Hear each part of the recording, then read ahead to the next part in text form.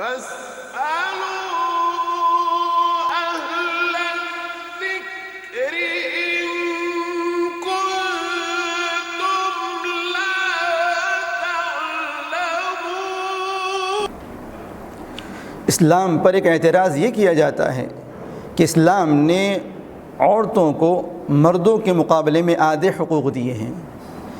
یہ اعتراض دراصل اسلام پر کیے جانے والے دیگر تمام اعتراض کے مانند ناواقفیت اور جہالت کا نتیجہ ہے کہ عورتوں کو اسلام میں آدھے حقوق دیے گئے ہیں۔ یہ اعتراض اصل میں کم علمی کا اور جہالت کا نتیجہ ہے۔ اگر ہم قرآن کریم اٹھا کر دیکھیں تو قرآن کریم کے اندر جن وارثوں کے حصے طے کیے گئے ہیں ان میں سے زیادہ تعداد عورتوں کی ہے مردوں کے مقابلے میں۔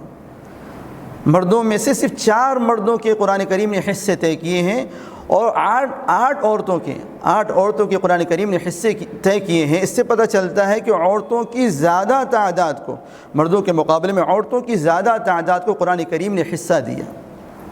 اس لیے یہ کہنا کہ اسلام جو ہے مردوں کو دوگنا دیتا ہے عورتوں کو کم دیتا ہے، یہ ناواقفیت کا نتیجہ ہے۔ 4 قسم کے مردوں کو ہی اسلام نے جو ہے وراثت میں سے حصہ دیا، ان کے بالمقابل 8 قسم کی عورتوں کو اسلام نے حصہ دیا۔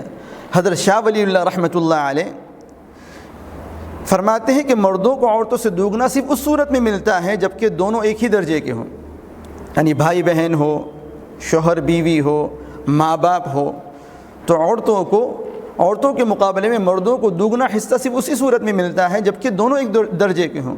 اور دوسری بات یہ بیان فرمائی کہ ترکے میں مردوں کو 2 وجہ سے زیادہ ملتا ہے۔ ترکے میں مردوں کو 2 وجہ سے زیادہ ملتا ہے۔ ایک تو اس وجہ سے کہ مرد مردانگی کے کام کرتا ہے، اپنے اہل و عیال کی حفاظت میں شیر دل ہو کر بیٹھا رہتا ہے، عزت آبرو جان و مال کی حفاظت اسی کے ذمے ہے۔ جب اس کے لیے لڑنے کی نوبت آتی ہے تو مرد کی ذمہ داری ہے کہ وہ لڑے اور اپنی بھی حفاظت کرے اور اپنے بیوی بچوں کی حفاظت کرے، اپنے گھر کی خواتین کی حفاظت کریں۔ اور آپ صلی اللہ علیہ وسلم نے تو حفاظت کرتے ہوئے شہید ہو جانے والے کی فضیلت بیان فرمائی۔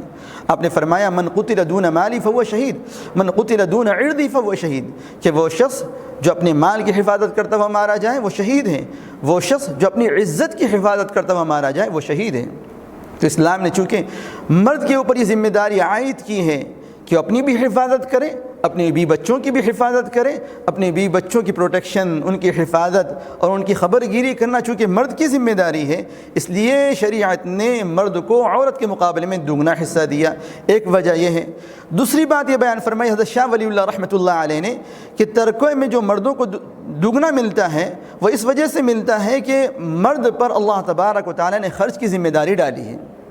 مرد پر جس طرح یہ ذمہ داری ہے کہ اپنی ذات پر خرچ کریں، مرد پر اسی طرح یہ بھی ذمہ داری ہے کہ اہل و عیال کا خرچہ بھی اس کے ذمے ہے، اسی طرح اس کی بیوی کی ذمہ داری بھی اسی کے سر ہے، اس کے والدین کی ذمہ داری، اگر والدین محتاج ہوں تو والدین کی ذمہ داری بھی اسی کے سر ہے۔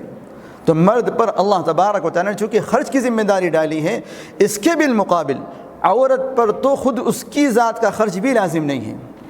عورت کے ذمے تو خود اس کی ذات کا خرچ بھی لازم نہیں ہے۔